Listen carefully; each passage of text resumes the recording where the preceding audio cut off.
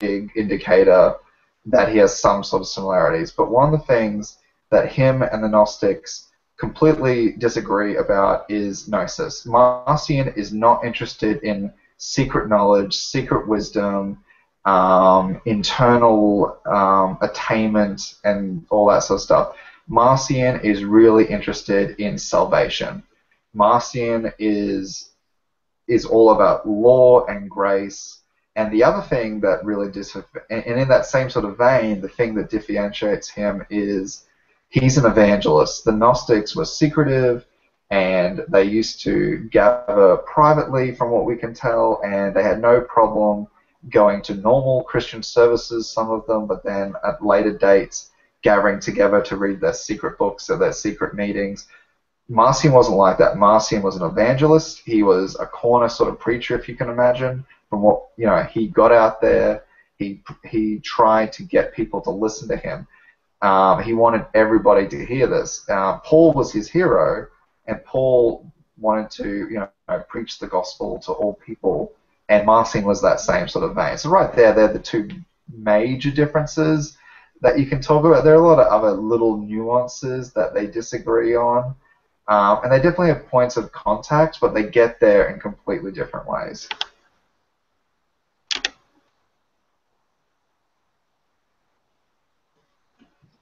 And so you said Marcion had a hand in forming the canon? Sort of. He definitely, in my opinion, probably came up with the idea of the Bible as we sort of envision it, a collection of books anyway. I don't think he sat there and was like some people make it out that Marcion was like, oh, I've got a good idea for a bestseller, let's get these books together and make a Bible. I don't think that's how it happened, but I think he definitely articulated more than anybody at the time the authority that these documents potentially had when brought together. And I think when it came to the formation of the canon, most scholars, in my opinion, would definitely see that the Bible, as we know it, is the result of reaction. Most Christians have this idea that the canon was sort of this thing that was brought together in a nucleus, that it just happened over time, tradition brought it together, and they just all came to agree on these sort of books, and they were holy and they were canonical. I think what happened, and a lot of scholars feel this as well, is with Marcion going around with his collection of what is authoritative, what is canonical, so to speak, that raises the question, well, Marcion says this is canonical, we don't like this Marcion dude, so what is canonical? What does have authority? What does influence us in our thinking? What does formulate us? So I think Marcion's hand in the canon wasn't so much formal as it was reactionary. But if you've got any of your own opinions, I'd love to hear them. I'm learning just like everybody else. Every day I want to keep learning.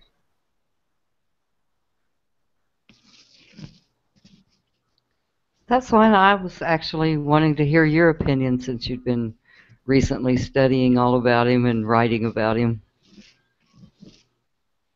Yeah, well, like, I feel like I've been thrown in the spotlight at a stand-up comedy night, but I'm happy to answer any questions people have got on Marcion if they just want to stroke my ego.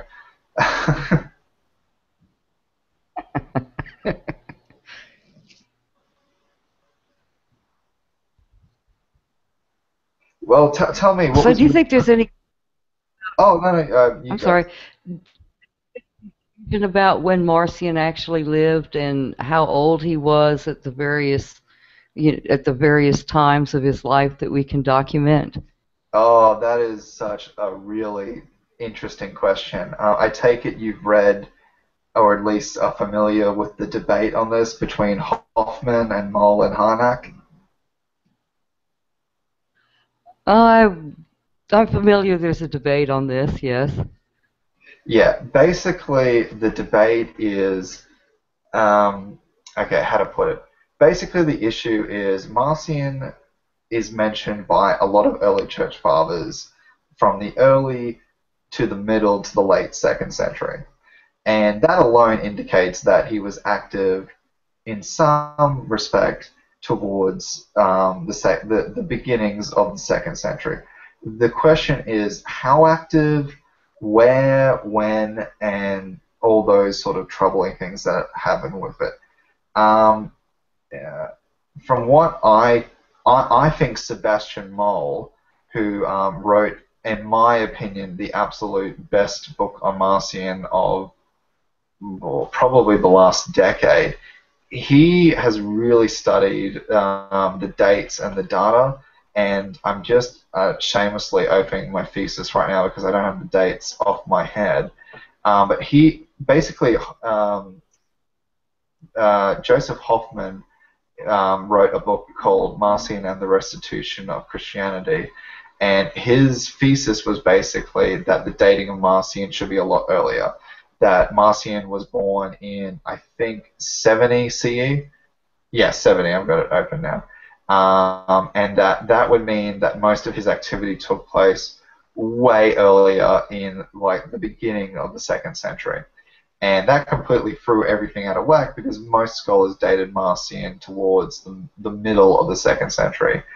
And one of the reasons why that's important is because I think for Christian reasons, they want to keep the harmony, or at least the perceived harmony, as late as possible. I think that's part of the indication. And the other problem is a lot of people don't think Marcion could have been as active as them. I don't think, I disagree with Hoffman. I think Sebastian Moll is basically defunct most of that. But Bart Ehrman's got a nice little thing on the dating of Marcion in his book Lost Christianities. But yeah, I think he was probably born probably in the year 100. To me, that's what makes the most sense when you look at Justin Martyr's Apology and Irenaeus, and even as late as Eusebius. I think when you collect it all together, that's what makes the most sense. I think that's the most plausible because you have to take into account Marcion's wealth when it comes to his ability to move around.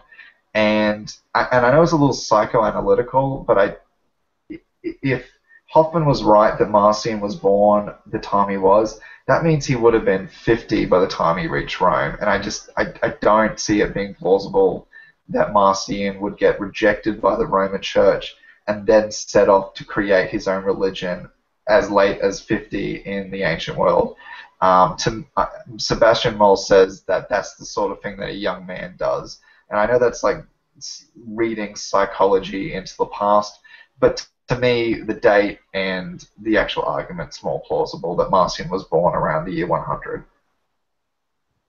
Well, on the other hand, when he arrived in Rome, he appeared to have been an established figure. Is that right? That's a later legend. That's a later legend. We don't actually know how established he was. Are you talking about the "I recognize you, firstborn of Satan"? Well, didn't he arrive with a lot of money and a lot of influence when he came to Rome in the first place?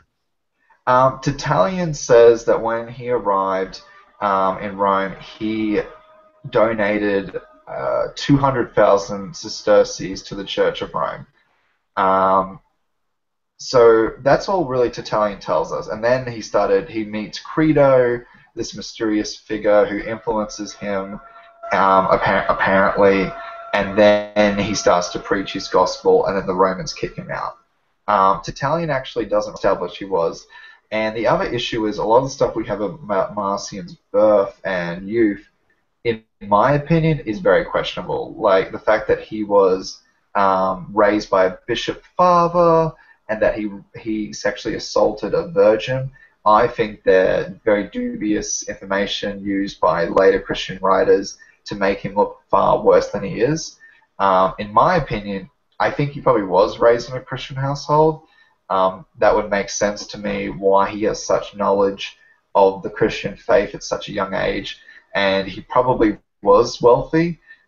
in some respects, either from family wealth or his own. He could definitely read and write, that's for sure. But I think he came to Rome already with this unique doctrine in mind, but and probably voiced his opinion, and that's what got him kicked out.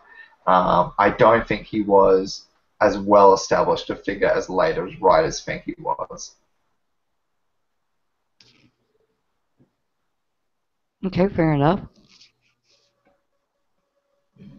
I could be wrong. I'll just throw that out there. I'm still learning. I don't have my doctorate. I don't even have my master's yet. This is all towards that. So I could get a big fat F on all of this. I hope I don't, but I just want to make that clear to people if they're listening to me. I'm not. I am a Bible geek. I'm not the Bible geek. So you wouldn't subscribe to any of those more far out kind of theories like he was the one who wrote the epistles of Paul?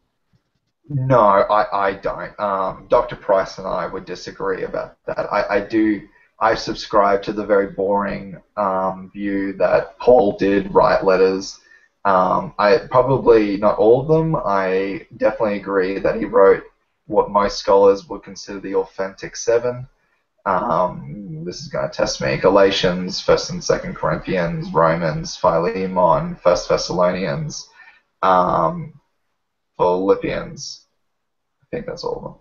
I probably forgot something. But yeah, I think Paul wrote those ones. The rest are Deutero-Pauline, as they're called, or forgeries, if you want to be just plain about it.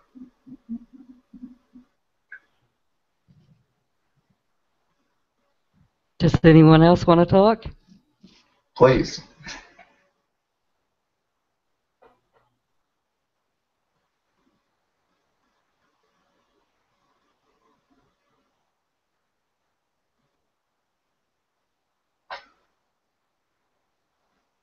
So how did you come into contact with Marcion, and what makes him one of your interests? Actually, it might have been the Bart Ehrman book, and the way he described Marcion as being this um, sort of fanboy of Paul's, and it just sort of intrigued me. And a lot of times when I've done a little independent study, I've looked up stuff about Marcion, and I think maybe I've read one or two books about him. Maybe one that Dr. Price. I think I have one up on my shelf right now, and the name escapes me. It's one that Dr. Price recommended. Cool. No, he's such an interesting person, and it's a real shame that not more people know about him, Christian or otherwise.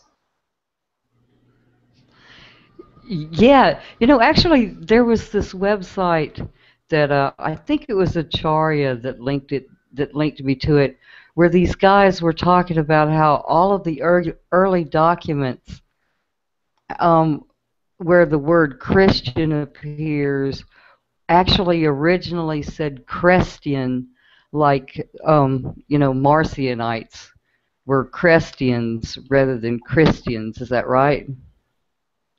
And No, I haven't heard that. No, I haven't heard that before. oh, okay. Do you want to talk about that? What didn't he teach the gospel of Jesus Christus, Jesus the Good, rather than Jesus Christ? Well, first of all, we're not really sure exactly what Marcion's Christology looks like. It definitely appeared that he had two gods, that's for sure. And there's been a bit of debate about what those two gods functioned like. Um, Harnack in the early part of the century viewed that there was the god of justice, god of law, the just God, and that there was the God of grace. And that's the way he sort of understood because of that Pauline influence, that's what Harnack understood. I tend to disagree. I think that Hoffman and Moll are a bit better on this, and I think Marcion understood the dichotomy between the two gods is purely just good and evil. I think it was that dualistic. I think if we can know anything about Marcion, he was definitely a dualist, and his God was good, his other God was really bad. So what I think in his mind, Jesus was a savior figure rescuing people from this maniacal, tyrannical God. I think that's what makes more sense to me.